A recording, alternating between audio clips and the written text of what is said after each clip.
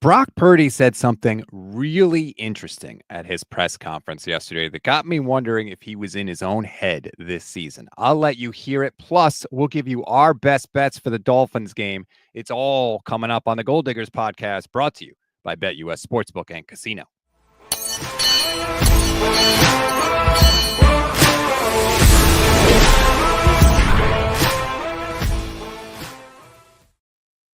What is good, everybody? Welcome to the Gold Diggers podcast on the Gold Standard and the Fans First Sports Network. I am Rob Stats Guerrera. She is Michelle Majuk. It's Friday. What's up, Michelle? Hey. This week flew by. I'm ready for some good football this weekend, including the 49ers are going to beat up on the Dolphins. I'm ready for it. I sure hope so. I could use it. And I know people are worried about the draft pick and all that stuff. I don't care. All right. I don't. I've seen the 49ers have great draft picks and completely whiff, and I've seen them find great players at lower draft picks. I just want to be happy for the last 3 weeks of the season. Yeah, you don't want to see them stink, right? You want to see Brock Purdy go out there, have a good game. You want to see these young kids, look like they're improving. Like you don't want them to go out there and lose to the Dolphins, who have also been really disappointing and bad this year. Like they need to be the better disappointing team, right? Like, come on, at least prove that. Like, okay, maybe we can't beat the great teams out there, but we can at least beat up on the bad teams. Andre Garibay says Patrick Taylor and Deebo splitting carries. Get ready for 21 yards rushing.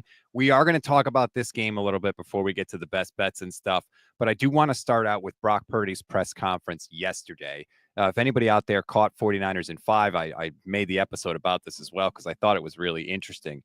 He said a couple of things. I always say Brock at the press conference, like, he doesn't give you coach speak or player speak most of the time. I feel like he does give you an honest answer. Maybe it's because he's, really young and he doesn't know any better or whatever. But he was asked, like, where do you want to get better? Or where do you think you came up short this season? Listen to his answer. Better and get back to, playing at the chip on my shoulder. And like it was my first 2 years of every game, every down, trying to prove to myself that, I'm the guy for this team and I'm capable of doing it. And so, that's sort of just been the case this year with some moments, and got to learn from that. That was really interesting to me. What do you think he meant by that? I don't love to hear that. Like, I need to get back to playing with like, you can't just get back to that, right? You can't just like force your mind into being like, oh, I'm playing mad, like I'm playing like I have to prove something. That's not an easy thing to get back to. Now, maybe next year, this offseason, everyone's doubting in him again, and maybe that'll come back just naturally because of all the media and, people not believing in him. But that's not a great thing to hear because, again, like that's just not something that just is going to come back easily. I just thought it was a fascinating, so does that mean that last year he was like, bleep everybody, I'm going to come out and do this, and then this year he didn't have that same passion or something? I don't know. Credit to the 49ers press corps, because the very next question was like, hey, Brock, what did you mean by that? And here was Brock's answer to that. There have been moments where I feel like I was a little bit more concerned and consumed with trying to be perfect rather than, hey, man, let's go out and compete and show my guys, my teammates that, I love this game and that I'm passionate about it and I can lead them in any situation. So, sort of just handling that mentally and getting back to that. Okay, so he said he was trying to be too perfect. I didn't think of this. I think it was Jesse Naylor who brought it up on Twitter. Do you think he was talking about the contract, right? He was trying to be too perfect because he knows he's in a contract year and he wants to, play his best so he could get the biggest contract. I mean, that can't be easy, right? This whole time he's been playing football throughout his life. It's just been not for fun, right? But it's about winning and about playing and just being your best self. And even to start in the NFL, he never probably thought, like, I'm going to be filthy rich playing this sport, right? He's drafted in the 7th round. He was a 3rd string quarterback. He just had to make teams. He just wanted to make teams and get the chance to start. And then all of a sudden, he's in this spot now where he can change his world, like not just for himself, but for his family. And it puts a lot of pressure on you all of a sudden where you're now playing for life-changing money instead of just for the game. Right. And he's not stupid. He can say, I haven't thought about it, or, I'm just focused on what he's thought about it. He's thought about it. Think about your job, right? If you knew you stood to make tens of millions of dollars per year, if you just performed at a high level for one more year, you would think about it. It would enter into your thought process every time you swiped in your employee card and walked in that damn building for the day. That's only natural. Of course, he's thought about it. And I do think that could clearly affect somebody's play. Hell, we've seen multiple guys in the 49ers, Fred Warner was one of them, say after they got the big contract, it affected their play because they felt like they had to do more. They felt like they had to earn it and justify it and go above and beyond. So, of course, it could have affected his play. I mean, it absolutely is, right? Like, we're seeing it. It's getting in his head. Also, I mean, the injuries you cannot just ignore. If we were to say that Christian McCaffrey was to miss 10 games, Brandon Ayuk was going to miss most of the season, Trent Williams is now going to miss, 7 games in the year if he doesn't come back, which it looks like he's not. Like, if we're going into this year with all of that, we would have not expected Brock Purdy to have a great year, right? And now maybe be a little bit more consistent than he has been. He's still had some really good games, but he's had some really, really bad games as well, which we're just not used to seeing out of Purdy. But I think it's probably multiple things all put together. It's not just the contract. It's not just the injuries. It's not just Kyle Shanahan, system not working this year. It's everything put together that's just made it a really, really unlucky year. It's not any one thing. And anybody that tells you it's just one thing, I feel like is not being honest. Like it's everything. And that's more upsetting. And I feel like Niners coaches have said this too, and players too. If it was just one thing, we would have fixed it. Like, we would have solved it by now. That's an easy fix, right? Oh, you take your car into the shop. You need an oil change. Great. You change the oil. You take the car out of the shop. It's working great again. The problem is the 49ers car is in the shop. It's got a flat tire. It needs an oil change. Your transmission's leaking fluid. You got a crack in the windshield. Like, it's all of those things. It seems like every time they are finally back together, right? It feels like things are starting to pick back up and things are starting to click. Something else happens. And that's just, you're going to have those years. And now it feels so bad because they just had one of these years in 2020. Like, I feel like teams it shouldn't be this frequent, right? We just had a very unlucky year. Should have maybe had a few more years to go before you get this unlucky again. But it happens. At least it feels like it's just been unlucky, right? It's not that this team can't rebuild and not like they don't even have to fully rebuild. It's not like they can't bounce back very quickly and be a contender next year. It was an unlucky year. And just like we saw in 2020, they came right back in 2021 and made the NFC Championship. And just like the Eagles had a down year last year, they look fantastic this year. They're competing for the number 1 seed again. Speaking of cars, Michelle, did you see what Brock Purdy did for his offense so random this year? So the 49ers put out a video where Brock Purdy got his entire offensive line cars, Toyotas, apparently. What if they didn't want them? Like, I think giving anyone a car is a gift. Like those Christmas commercials where you buy yourself a car, like, don't ever do that. I want to pick out my car. Like, that's weird. But like, what if they don't? Like, where are they going to put this car? I'm sure they all have nice cars already, and they want a Toyota. I don't know. Well, first, Brock has the sponsorship deal with Toyota. Yeah, so I mean, he can buy all the cars. No, he didn't. Yeah, I mean, it is kind of a weird thing to get somebody a car. Now, I feel like with the spouse, it's a little different, right? You assume that they would have talked about it ahead of time, that you didn't just like pick out a random car and buy it for them. But with this, like, yeah, they clearly weren't expecting cars. I hate white cars, by the way. All these cars were white. Oh, I love white. My SUV is white. So here's the thing. I never, ever, ever, ever get my car washed. I think that is the biggest waste of money to get your car washed. You live up north, so you have all that salt on your car. Your car runs exactly the same, whether the outside is washed or not. I'm not looking at the outside. I'm on the inside driving the car. I never get my car washed. So the last thing I want is a white car because it shows everything, right? I want a black car. Okay. Well, you do you. I like my white car. And it rains, a lot, and we don't get snow here, so it's not as bad. Right. Yeah, because you're in Texas. Luke the Don says you can go and trade them in or sell it to the dealership. Yeah. But wouldn't that be kind of a jerk move? Like, hey, Michelle, I got you this car for Christmas. Aren't I such a great friend? And you're like, hey, thanks. Let me go dump it off to the dealership immediately. They're nice. I mean, I would be thrilled to have either one. me and my wife actually went and looked up the cars to see what they look like, to just see what he got. But I mean, they're nice, but again, they're nice for like normal people. I know Brock doesn't make a ton of money, but these offensive linemen, a lot of them do. Like, I'm sure maybe they have fancier cars. I don't know. Like, it's a fine gift. It's just a weird gift. I think it's just weird. Like, get them something more fun, or I don't know. It seems odd. Like, I believe that Jake Brendel might drive a Toyota, but like Trent Williams is not. Trent Williams he's good. So Yeah. Chew Dog says, well, I know Toyota sponsored it, but what did the offensive line do to deserve this? That's pretty funny. Joe Burrow apparently got his entire offensive line samurai swords, which is awesome. I don't know a man alive that doesn't want a samurai sword as a present. That's freaking great.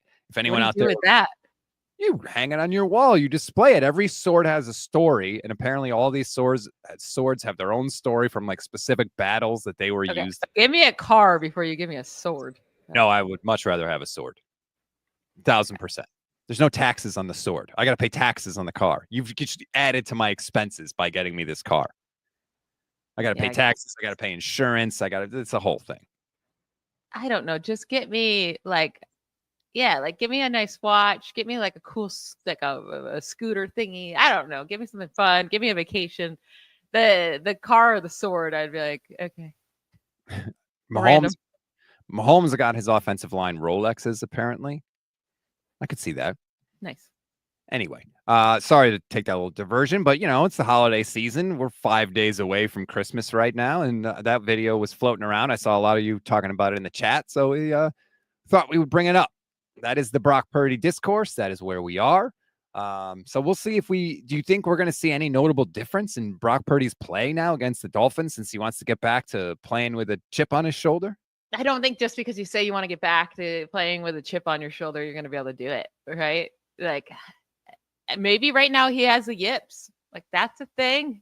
He's in his own head, and it becomes really hard. All of a sudden, I can't serve in pickleball. I used to be able to serve just fine. I don't know what's gotten in my head. I can't serve anymore. I cannot. I just can't. So sometimes you just get the yips. You have the yips right now. That's terrible. I do. I really do. I can play the rest of the game perfectly. When it's just the serving part I just keep sucking at. I don't know what's happening. And I know you're not good in the clutch because you already said you don't have balls in your hand. Yeah, I get real nervous. All right, let's talk about the game in general. The 49ers, as I went, let me just double check before I say this again, because sometimes it does have a tendency to change. Yeah, so it even changed from the time I looked at it this morning. The 49ers are now a 1-point favorite against the Miami Dolphins. They, of course, are on the road. When I checked like 40 minutes ago, they were half-point favorites. So it's now up to 1.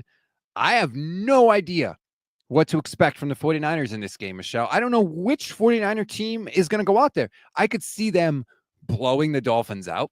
I could see them getting blown out by the Dolphins. Like, literally, there is nothing that could happen in this game that would surprise me.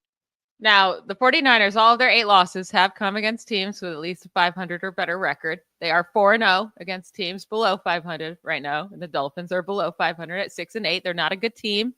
The 49ers are averaging 33 points per game in those games against losing teams, 440 basically total yards per game, plus 5 turnover margin. So like they've been good against bad teams. I'm just saying that. And if we're I don't think the Dolphins are a good team. So I do think they win this game. I would take the +1. And as long as Brock Purdy doesn't throw like 3 interceptions in this game, then they should be able to win. Now, the biggest concern is that the Dolphins passing defense, it's pretty solid overall. You can run on them, and the 49ers might not have a run game. I mean, how much are we trusting Patrick Taylor out there? It's absolutely absurd how many running backs the 49ers have gone through this year. No Christian McCaffrey, no Elijah Mitchell, no Jordan Mason. Isaac Arendo's probably not going to play. We are down to RB5 in Patrick Taylor. And Keyshawn Vaughn is there also, and Izzy Abanikanda, possibly. See, I would rather see Keyshawn Vaughn and Patrick Taylor Jr. just get the workload. I don't want to see Deebo getting a bunch of carries. It does not work. It does not work. What are you shooting for here? 2 yards per carry? Like, that's what you're going to get out of Deebo. Like, just let the running backs handle it. Let the running backs handle it. The running backs for a reason. Deebo's a wide receiver for a reason. Like, Don't get cute with Deebo getting 10 carries in this game. That's not going to work. We're going to talk about some of our prop bets later, but if you want to make any bets on this game, please do it with BetUS. You can receive 150% on your first deposit and 125% on your second and third deposit up to $2,000 with code YouTube150. I apologize for my voice. Battling something here. Do I sound better than I did earlier in the week, Michelle, or do I still sound like death? You sound better. You still sound tired, but you sound better. So, Stats, I want to talk to you about something that I know you don't want to talk about. Oh, boy. Okay. And for the record, I did not get any heads up about this. I have no idea what Michelle is about. It's not anything scary or anything. It's about the 49ers. I want to talk about their playoff chances. All right. What chances? They don't have any. I know it's like less than 1%. But the first thing that would need to happen is the Commanders need to lose out, right?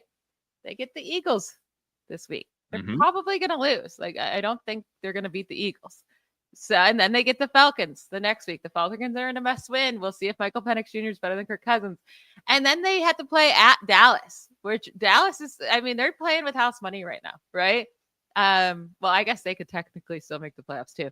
But they're not going to let Washington just get into the playoffs for free. Like, they're going to play all out to make sure they get out. So I'm just saying, the first thing that needs to happen for the 49ers to have a chance is the Commanders lose out. Obviously, a lot more things also have to happen to other teams, but there's still a slight possibility. All of a sudden, it looks like the Bengals could actually realistically get in. So yeah, Cincinnati. You never know.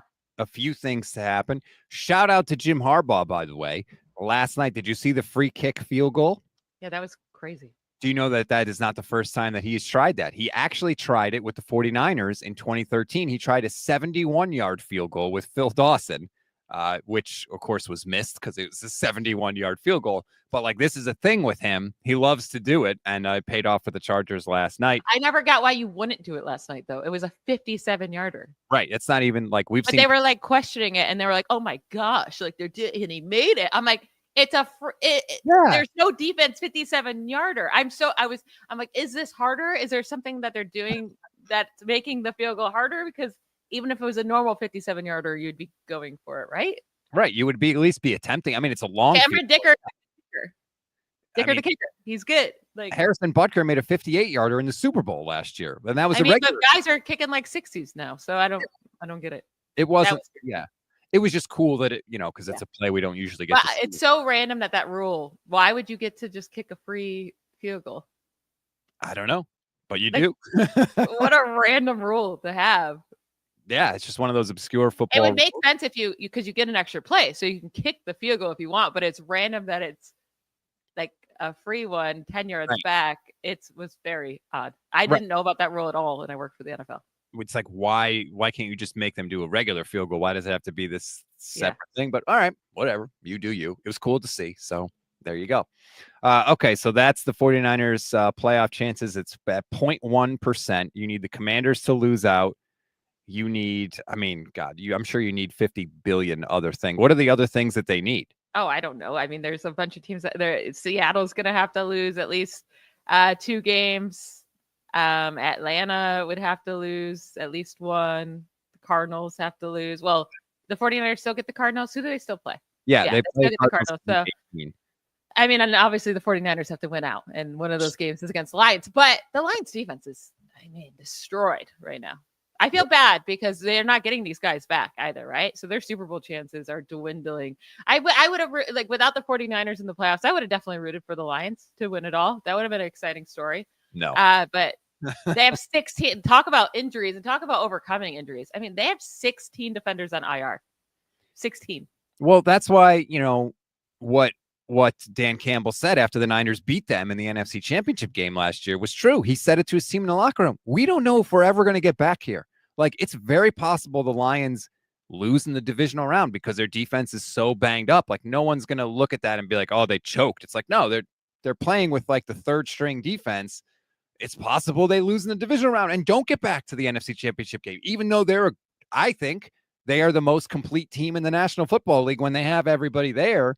It's a testament to how hard it is to get back to that spot, which is why I know people don't want to hear it this year, but what Kyle Shanahan and the Niners have done in recent years is so damn impressive because it's freaking hard to do. It really, really, really is. And you just think about, like, you can have such a good season and then just slowly injuries just start knocking away. Like, the Lions got 3 more guys hurt last week that went on to IR. Like, I mean, it just has to be so disappointing. And, but then seeing these teams overcome the injuries, it's like, come on, 49ers. You could have done a little bit better this year.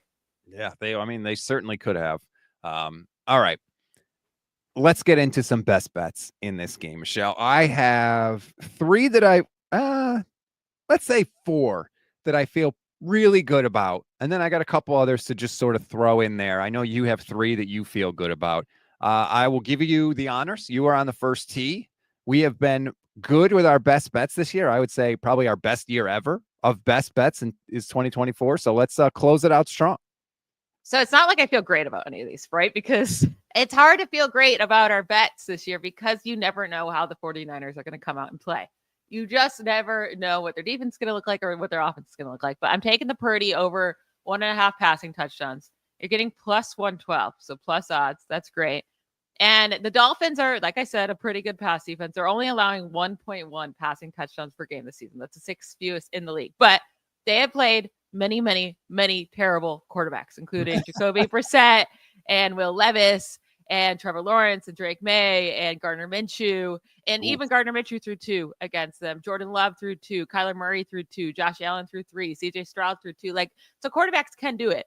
And I think their passing yardage allowed and their passing touchdowns have been massively skewed by the competition they have faced this year. And I also think about in the beginning of the year, the Dolphins couldn't score any points. So teams weren't really worried about putting up points against them either. It was such low scoring games without Tua there. So I think Brock Purdy puts up 2 touchdowns in this game. They don't have running backs, right, to steal touchdowns. So I have him throwing 2. So I'll take the over 1.5. Everything you said makes sense to me. I mean, I feel like if the 49ers are going to score, they're going to have to do it with Brock Purdy's arm. Now, I will say this.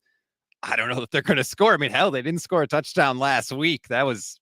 Hey, the weather, 75 and sunny on Sunday in Miami. Thank God. We got to check the weather every time with Brock Purdy. The 1.5 touchdowns makes sense for me. I do think they're going to score 14 points in this game. God, please let them score. Just to be interesting as a watch. Let them give me something to break down here. So I agree with you. I'll take the Brock Purdy over 1.5 touchdowns. I'm actually going to go with a different Brock Purdy bet. I'm going to take the over on his pass attempts. It's high. It's 32.5.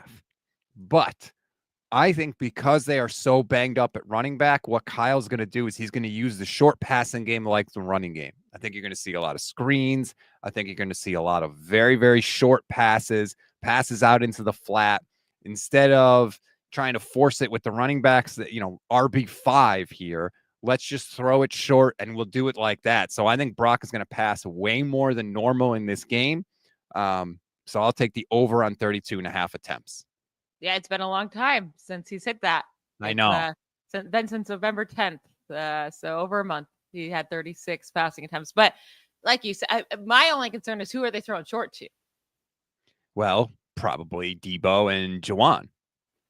Deebo should not have much playing time in this game.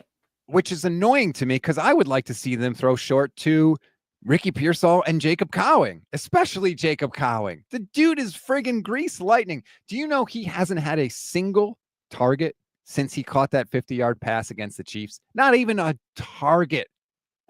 What? Shanahan will not use young wide receivers. I mean, he is using Pearsall at least. He's on the field for a lot of snaps. He's just not getting a lot of targets.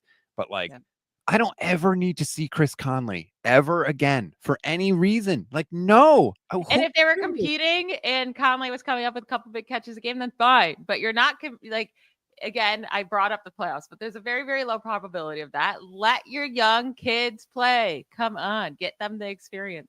Yep. I think every 49er person I know is on board with that except Kyle Shanahan. The one guy that needs to be is not. Okay, so that was my Brock Purdy bet. What else you got for us? Yeah, I'm taking Kittle over 23, I wish. Over 63.5 receiving yards, minus 117. He is their offense this year. He's hit this in 6 out of 12 games played this season.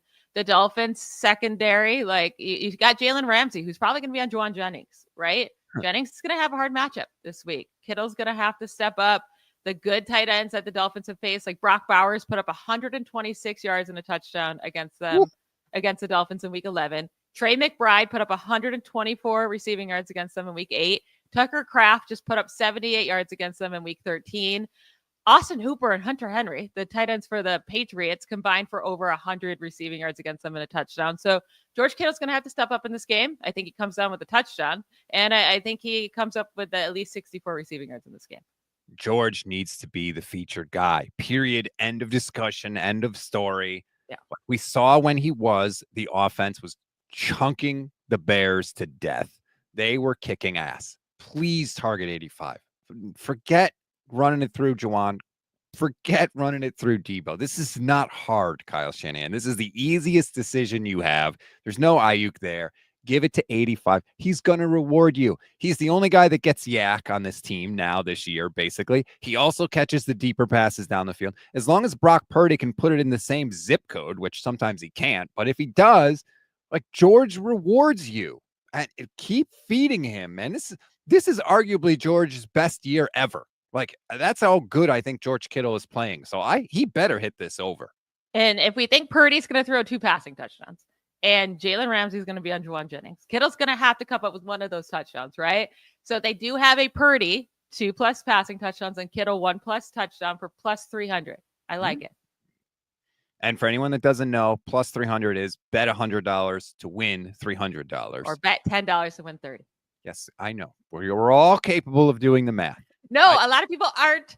And I don't want them to be intimidated and be like, I don't want to put up $100. You don't have to.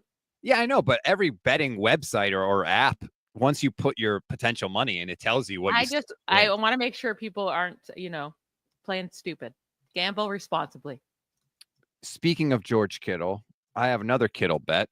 I'm going to take George Kittle anytime touchdown. First of all, it's plus 170. Like, he's their biggest red zone threat by a mile. And they could hand it to him. I've seen them do the little tight end sweep, which I actually like.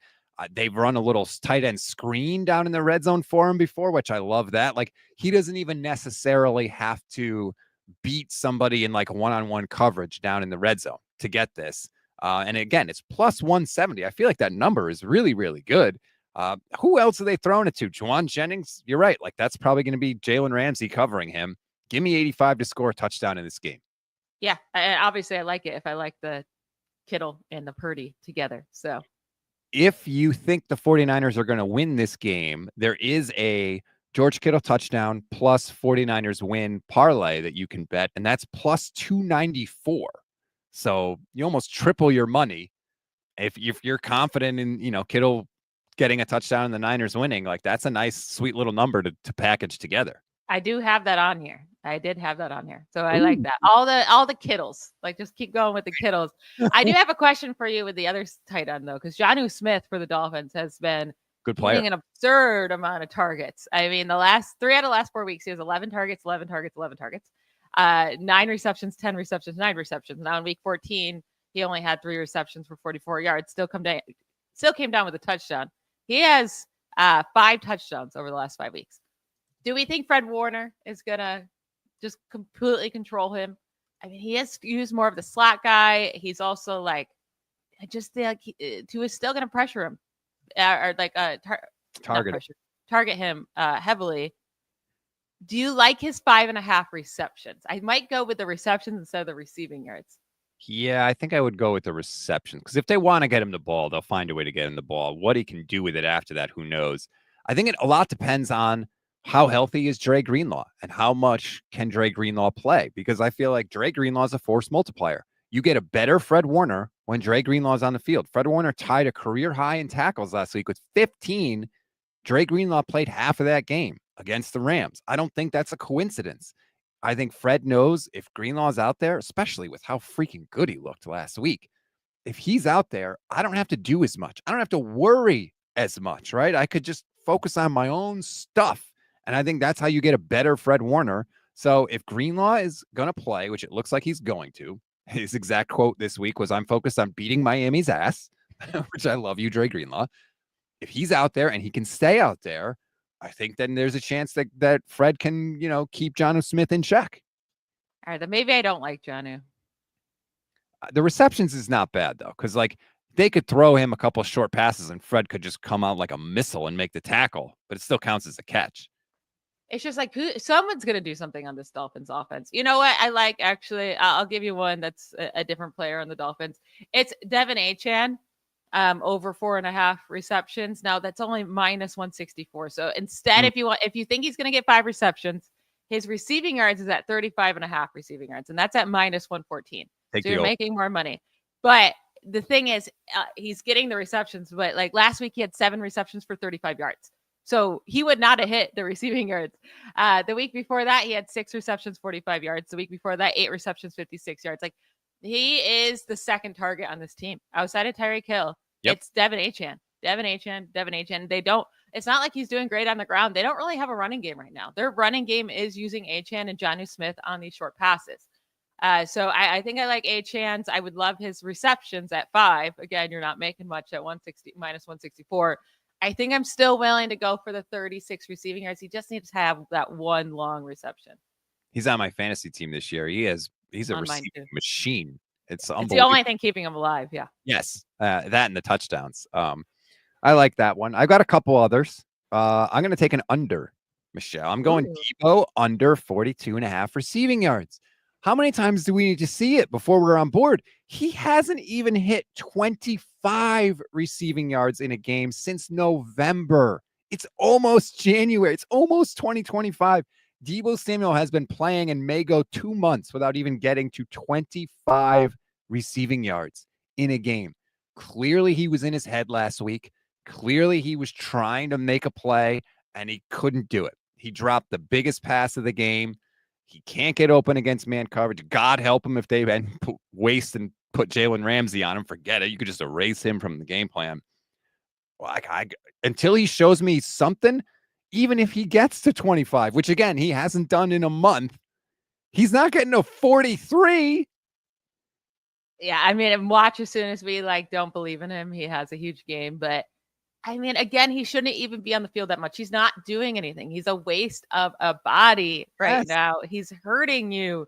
Even when I don't know how many times I have to say this, but even when the offense was clicking in week 14 against the Bears, Deebo Samuel still looked terrible anytime they got the ball in his hands. Like, he should not be on the field. So I would love to see his playing time decrease this week. I doubt it happens. But yeah, I mean, there's no way you can take this over, right? You might just stay away from it completely. There's no way you'd feel comfortable taking the over. So if I had to take one, then yeah, it would be the under. I didn't write down the number. Let me check really quick to see the actual number. Receiving yards, Deebo Samuel under is minus 130. So Vegas is telling you he's getting the under. He also, I think, is going to get a lot of snaps at running back in the game, which obviously would limit his receiving yardage. I don't know if you guys saw this, but huge eye roll. Yeah. Well, the audio listeners don't see anything, in fact. So yes, I did a huge eye roll. You probably heard it, though. That's how big it was. Okay. Do you have any more? I kind of like Tua to throw an interception. He had 3. Me too. He had 3 last week. Now he had 0 the 4 weeks prior. But I do feel like the 49ers had to go watch that game against the Rams and watch themselves have about 1 gazillion opportunities to pick off Matthew Stafford and didn't come down with one of them. That has to just eat them away, right? They need to just come out here and get those turnovers. And Tua could throw one. The 49ers haven't had an interception since week 11. They are due. They are due to have one. Let's go. I completely agree with you. DeMeco Ryans put him in a blender last week. I think that the 49ers, basically, if they could, would do exactly what DeMeco Ryans is doing.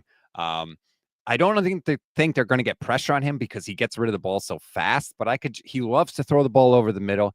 They haven't really been getting a ton of explosive plays. I could just see a ball get tipped up in the air and somebody, maybe Greenlaw or Fred or who knows, but somebody's going to come down with it.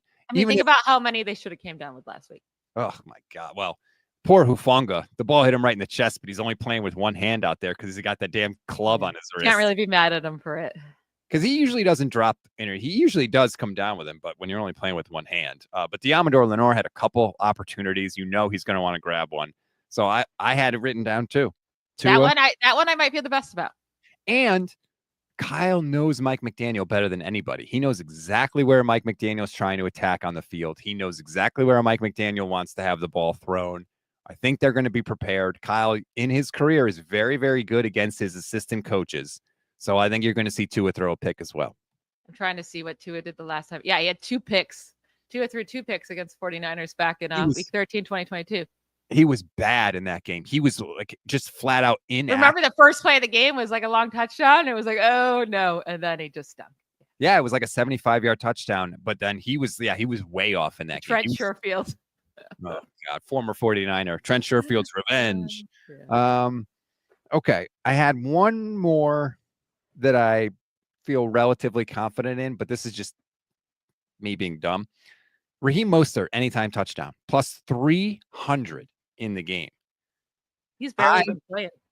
I think that Mike McDaniel really wants to win this game. He's talked about in the past how he felt exploited. That was his word that he used by Kyle Shanahan.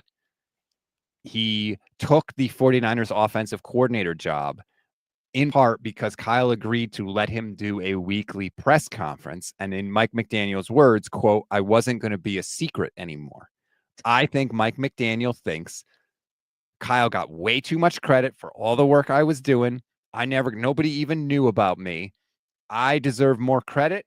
I'm the head coach now. I'm going up against this guy. I want to stick it to him. And what better way to stick it to Kyle Shanahan than to have one of his former running backs in Raheem Mostert run it into the end zone? And it's plus 300. So I'm actually shocked. It's only that. It should be. He's scored in one game this year. He has a touchdown in one single game this season. So he's basically one touchdown worse than Deebo, because Deebo. I really don't. I mean, I get the whole narrative, right? I love the narrative behind it. I could see it. I could see the revenge. Like, revenge has been a thing this year. I feel like these players have been getting revenge on their old teams, at least in terms of production, not really wins.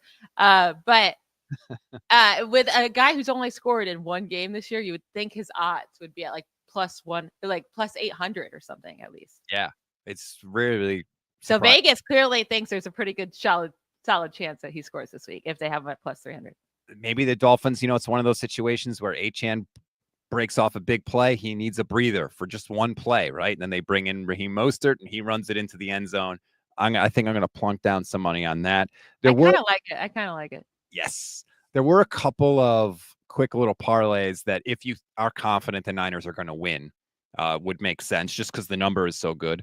Brock Purdy to throw 2 passing touchdowns and win is plus 210. Definitely a reasonable thing, especially with the running back situation as bad as it is. You would think Purdy would be throwing. Or if you don't want to go the touchdowns, Brock Purdy 250 passing yards and a 49ers win is plus 244. So I don't know which one of those you prefer. I like the passing touchdowns because I like the passing touchdown bet alone. So I would prefer that one.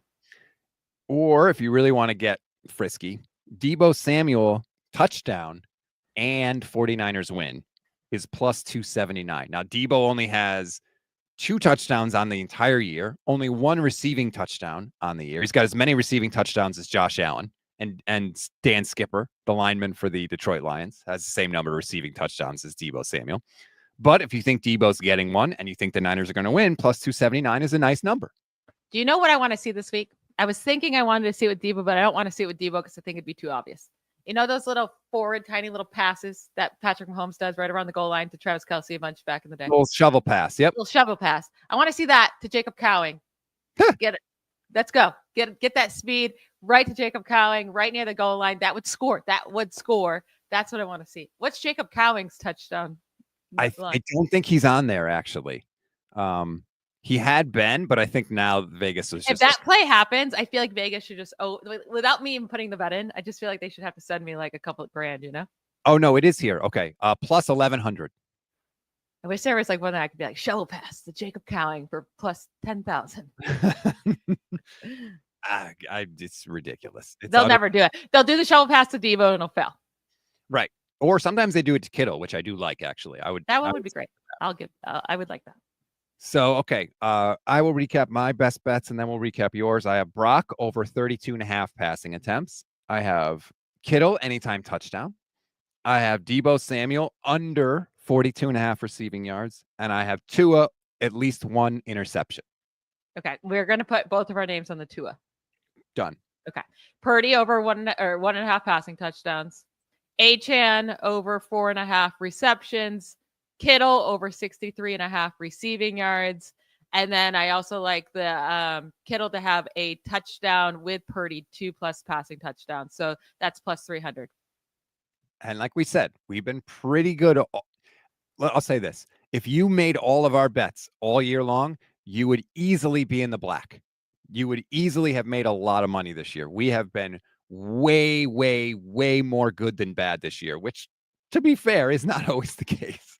At least we have that, because the 49ers have been way, way more bad than good this year. So at least we're equaling it out a little bit. Which is weird, because you would think with them being so different than we expected, we wouldn't be able to predict what would happen and make the winning bets, but we have. That's a very strange combination.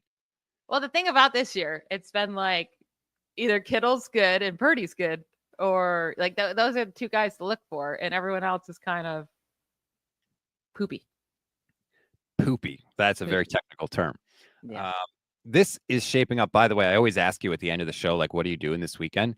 This is a football weekend for many reasons. Not only do you have Chiefs Texans tomorrow and Steelers Ravens, two incredible games on Saturday. You've got some good college football games as well. You've got, what is it? Penn It's State. my Longhorns playing on the same time as my Steelers. It's not fair. You've got Notre Dame, Indiana, which is today, actually, which apparently it's like a blizzard in South Bend right now. They're tweeting out snowman pictures. Penn State is playing SMU tomorrow, which I'm not a huge college football guy, but that's obviously a huge game. Clemson in Texas, Ohio State and Tennessee on Saturday, not to mention the whole rest of the football slate on Sunday. Like, this is a damn good football weekend. Yeah, tomorrow's going to be crazy. I'm going to have the Steelers on one TV, the Longhorns on the other. Like, I can't believe the Longhorns are playing a playoff game the same time as the Steelers are playing against the Ravens. Very stressful. If you could only pick one of those two teams to win, who would you pick? The Longhorns, because I actually think the Steelers' best chances in the playoffs. I'm still rooting for them to win the division, obviously. I actually think being the 5 seed this year in the AFC will be better than the 3rd seed.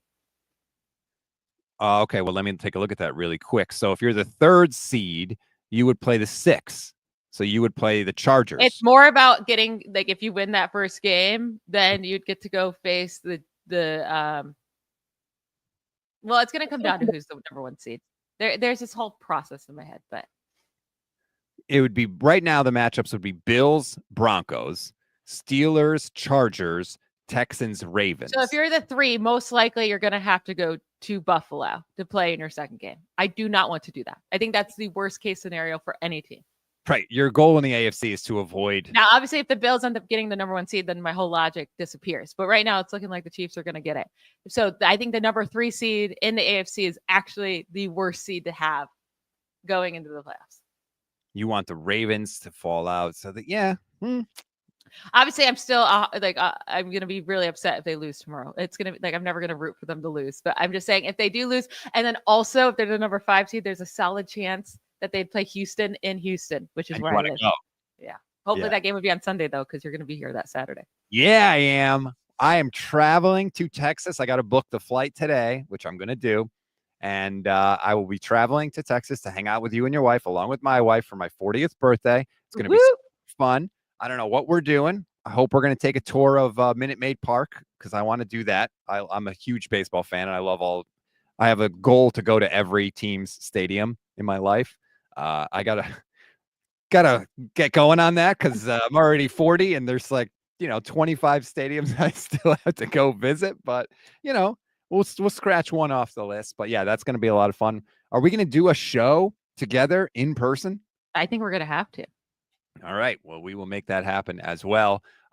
Enjoy the game, everybody. As we always say, we'll remind you, instant reaction show Sunday afterwards. 11 will be on this one, which is always good. Please join us for that. We're live after every 49ers game. We're live every single weekday, unless I'm too sick to speak, which did happen at some points this week, but trying to battle through it right now. If you want more from Michelle, you can follow her on X at BallBlastem. You're also on Blue Sky at Michelle Magdziuk, Magdziuk, for anyone that wants to follow you there. What kind of content do they get if we follow you on social media? Lots of fantasy content. I post all my stuff over there. So if you're in your fantasy playoffs, go. I write for PFF. I write for NFL.com. I do a fantasy podcast, all that good stuff. So you can go check it out. Before we go, I also want to give a thank you to BetUS for sponsoring this video. Once again, if you want to sign up for BetUS, use promo code YouTube150 to get the deposit bonus. Thank you very much for that. I'm hopeful. I'm going to take the 49ers to win this game. I haven't bet on the 49ers to win in weeks, but I think I'm going to take the 49ers to win this game. I'm ready to be hurt again. They're going to win. Please win. My God. Can we please win? They got to win. They got to do it. Come on.